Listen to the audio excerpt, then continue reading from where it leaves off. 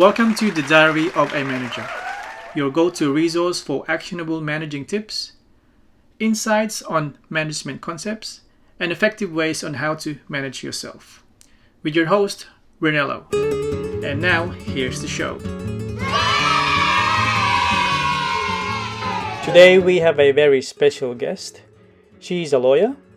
She is the head of the legal team in the Asia Pacific region of a large logistics company. She has extensive knowledge in corporate legal practice and managing legal professionals in different jurisdictions. We discuss a lot of topics, including the life of being a lawyer, how to manage different people from different backgrounds, and things like strategic thinking, AI, how to handle stress, and a lot more. This interview is in 3 parts. This is part 2. And please listen to the first part if you haven't yet. So get ready as we continue on the interview with Christina. Previously in part 1. Geographically segmented at the moment. But if it's something just generic, like something that could cut across any sub-region, then yeah, it's just whoever's got capacity. But that And doesn't now mean in that I don't get today's involved show for either. part 2. I have to often come in and... You check in once in a while, like on a weekly basis, or hey, China or India, how's things this week?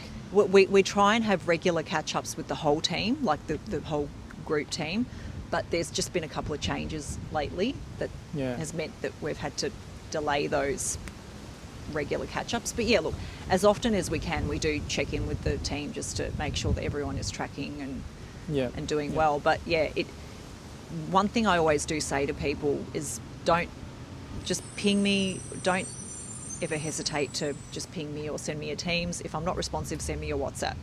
You don't need to wait until our weekly catch-up or fortnightly catch-up to raise a concern or a problem with me. Do it whenever it happens or whenever you think the right time is, because you don't want to set a precedent by being too structured and too regimented. Things are always fluid and they're moving, and as you know, in our industry, things happen super quickly and can escalate really quickly as well. So yeah, I think you have to be approachable and available.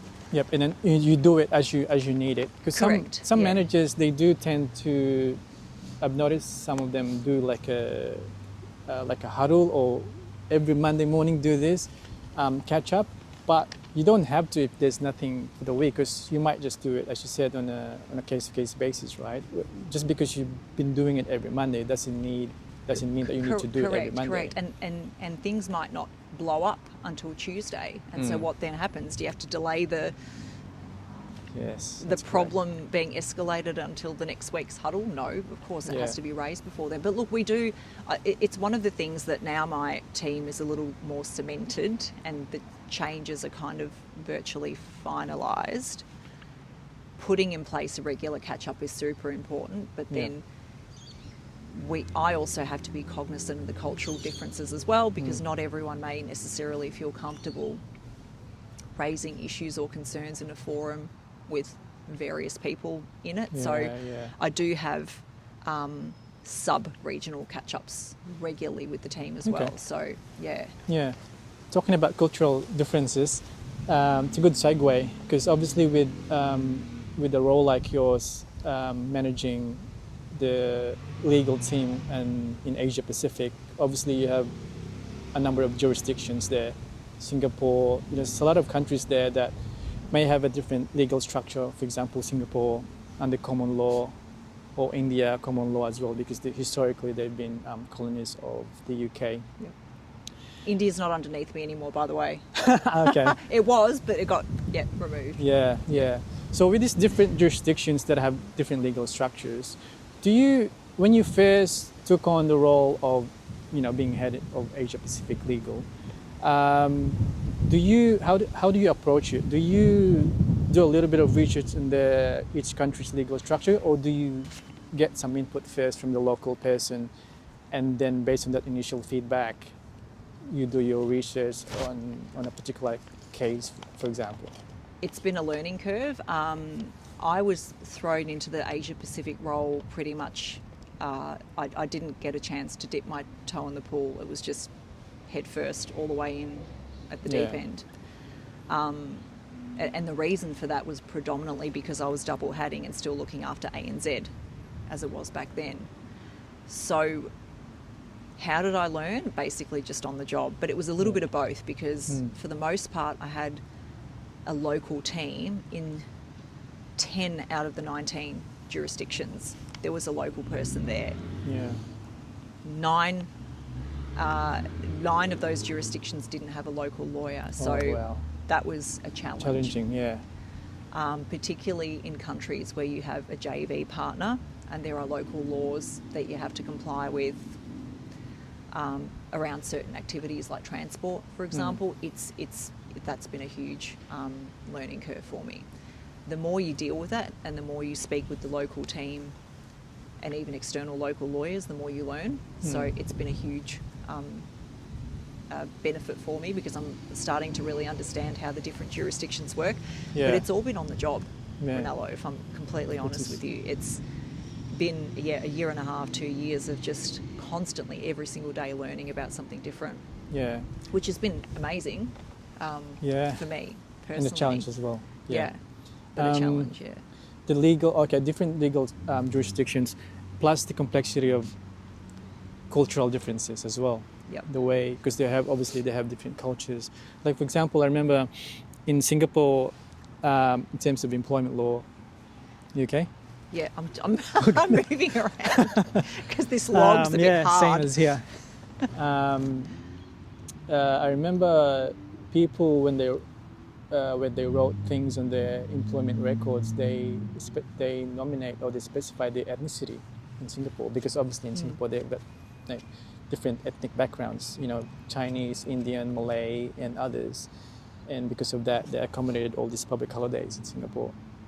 And it's natural for them to talk about race. But of course in Australia we don't talk about race because that can be perceived as bad, and also it's also illegal as well. How do you pick up all on these differences in terms of not just jurisdiction but also the cultural differences? The cultural nuances have been, you have to sit back and really, it's one of those situations where you're better off observing and sitting back and remaining silent if you're unsure. There's been multiple meetings that I sat in the beginning where I just really had no idea what was culturally appropriate to say versus what I needed to stay quiet on. So it's really about just reading the room. You have to be able to have the emotional intelligence to sit back and understand your environment first before you jump in and say something. That's one of the things that I also probably learnt in my role more as a manager, as a leader, is sit back, observe. If you're not sure, be quiet until you know and then speak. Don't ever, if I had any advice to anyone, including my kids, don't speak for the sake of it. Don't speak because you want to have the loudest voice in the room. Don't speak because you have a point to prove. Speak when you know you can add something valuable and bring something material to the table. And that's one word of advice that I always say, particularly to my kids when, you're just talking about general stuff. Don't speak for the sake of being heard, because it's not. You just have to read the room sometimes. And anyway, you have the emotional intelligence to sit back, observe, understand your surroundings, and then add what you need to add. But certainly I would not be, sitting down. We had a meeting quite recently with a very important party in China, and the whole meeting was translated because we had translators on either side. So in reality, what could have been a 30-minute meeting, if everything was being conducted in the same language, ended up being 2.5 hours, because between the time of getting the translators involved and etc., it was just very drawn out. But the point is, even sitting in on meetings like that taught me a great deal about communication style and the way that certain countries and cultures communicate. We're very direct here in Australia, so whilst I appreciate the comment about salary, you just don't talk about it here because it's not culturally appropriate. By that same token, we're very direct. So we can sit here and comfortably in Australia have a really difficult conversation with a customer where we say, okay, we're going to increase your rates. If you don't agree to it, we're going to stop service or whatever. that's normal in Australian culture. Yeah. But you would never do that in Korea.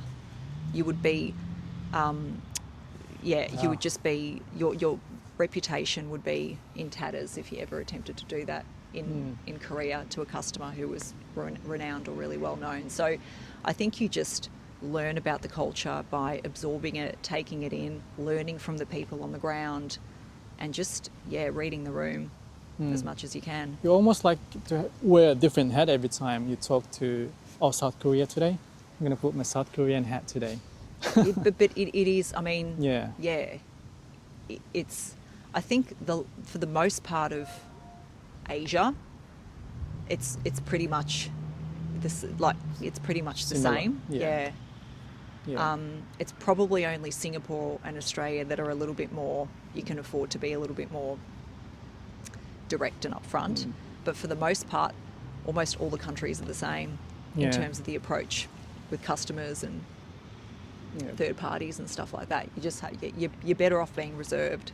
In terms of communication skills, I've noticed, not just with myself but other people, that as you mature as a manager, you tend to talk less and listen more.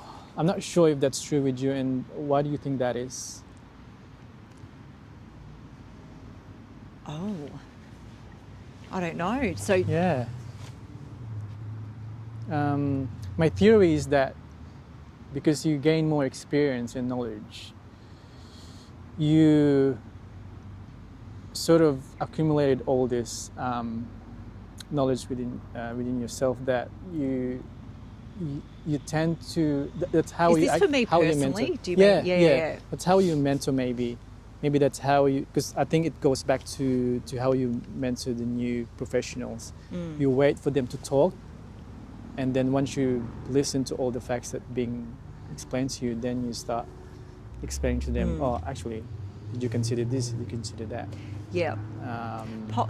Possibly. I think even if I reflect back to my role at the beginning of my current employment, which is now 8 years ago, being only ANZ, I think the first 6 months of my role, well, remember, I didn't kind of have a team at the beginning. Yeah. If you'll recall. Well, Doing all on your own. You probably weren't there at the beginning, but I didn't have a team. It wasn't until 6 months into my role that I finally got a paralegal. So I started building the team. Then I eventually got a lawyer.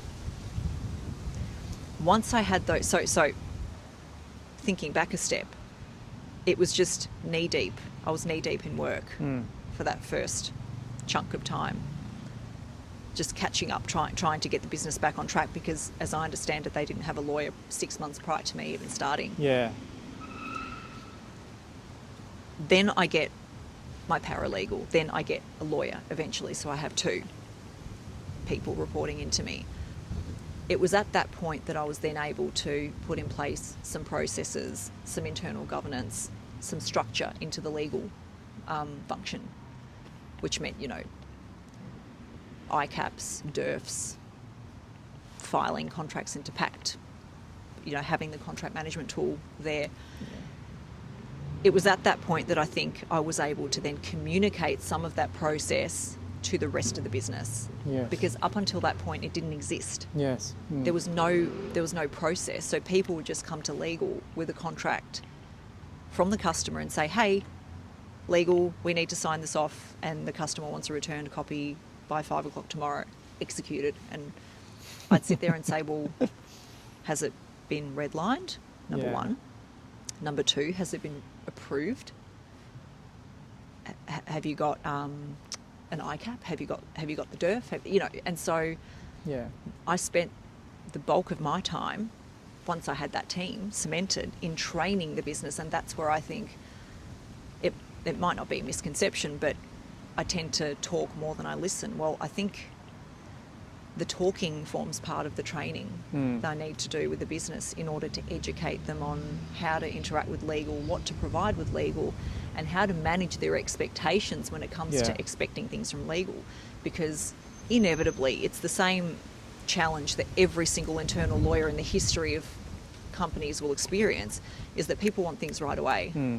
They'll give you something and then they'll expect something returned within 24 hours. But in reality, it just doesn't happen like that, because we've already got the backlog of work that dates back 2 weeks ago. So, you know, exactly. Whilst I appreciate that things need to be prioritised and, you know, sometimes it's not possible to wait a week, it's still about educating and training the business on how to engage with legal, because we're not, unfortunately, they're sitting around doing nothing, waiting for work. We've already got that backlog that we've got to deal with. So how do we communicate the process? How do we train the business? How do we help them understand that we do what we do, not because we love the look of our red lines, but we do it in order to protect the company?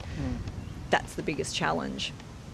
So once you train the business, once you talk to the business, once you give the business examples of why we do what we do, then they start to understand, oh, legal's not just being difficult, we're actually doing it for a reason. And then you kind of bring people on board after that. Okay. Yeah. Okay. So you all start singing the same song, essentially. Yeah. So basically, in terms of communication, there will be times where you need to speak up and communicate the things that need to be communicated to specific stakeholders. And also there's a different conversation with them, and also a different conversation with your team, because it's a different purpose, obviously, when you're trying to communicate different things. Absolutely. And I think, so yes, listening is a huge part, because you have to listen, absorb, understand your environment. First of all, the most important part is you've got to understand your business, and understanding your industry is a key part of that. But also, you've got to listen to the business's concerns and challenges, and then as a lawyer or as a manager or as a leader, you have to work out, well, how can we fix those? Because you want to make the business run, and you want to be an adequate support and help the business achieve its objectives. But by that same token, you also have to respect the internal governance that's there. Do you get this? Do you talk to other stakeholders frequently to gauge that requirements from the business, or how do you gather facts? Like talk to other managers, analyzing the ways of the business and where the business is going. I think it's a bit of both. You talk to the business regularly, but you also have to, as a manager, almost implant yourself into those processes as well. So I sit in on for example, the weekly sales call, so I can understand the pipeline of what's happening in the coming week or 2 weeks, so that I can then manage the workflow accordingly. I sit in on the weekly approval calls every week as well, so I can then understand, well, what kind of matters are being raised, what kind of challenges are being brought to the table, so that I can then work back and determine, well, how can we make things better? Legal aspects of the... So it's important to join calls even if you're not directly involved in those calls. I think absolutely. I think absolutely. Because that will give you a gauge of what the business requirements are. Yep, absolutely. Okay. Yep. Now, company culture, company politics. I don't know if you like the topic or not, but everyone loves company politics. Yeah, every company has politics, every culture. How do you approach it? How do you navigate it? I don't. Honestly, I don't buy into it at all. Yeah. Do you think it's important for new managers to acknowledge that there is one, or that there's politics? There is politics, and how for new managers, I suppose, what's your opinion on how to go about it? But I guess it depends on what your meaning of politics is. Well, what does politics mean? It's so subjective. But the definition of politics is so subjective, and I think is entirely based on your own personal experiences. So I would have told you that corporate politics means something completely different 8 years ago, before I joined my current organisation. Today, I can define it as something completely different. It just depends. It's not the same as culture. No. Yes. But I think politics is something you don't necessarily have control over. Culture, you do. You can influence culture in different ways if you're a manager and you have the ability to control it within your own team. But no, I don't invest in politics, Ronello, at all. Just focus on the job. I focus on my job and my team. Yeah, business that's my priority. Yep. Even in terms of managing up, I think it depends. If you were to ask my boss how well I perform in my job, I don't know. They could say I'm fabulous. They could say I'm terrible. I don't know. But to me, it's not less important, of course. I don't mean it's less important, but my priority is ensuring that my team feels supported and that we do our job well. To be continued My name in is Rel, part 3. and welcome to the Diary of the Manager.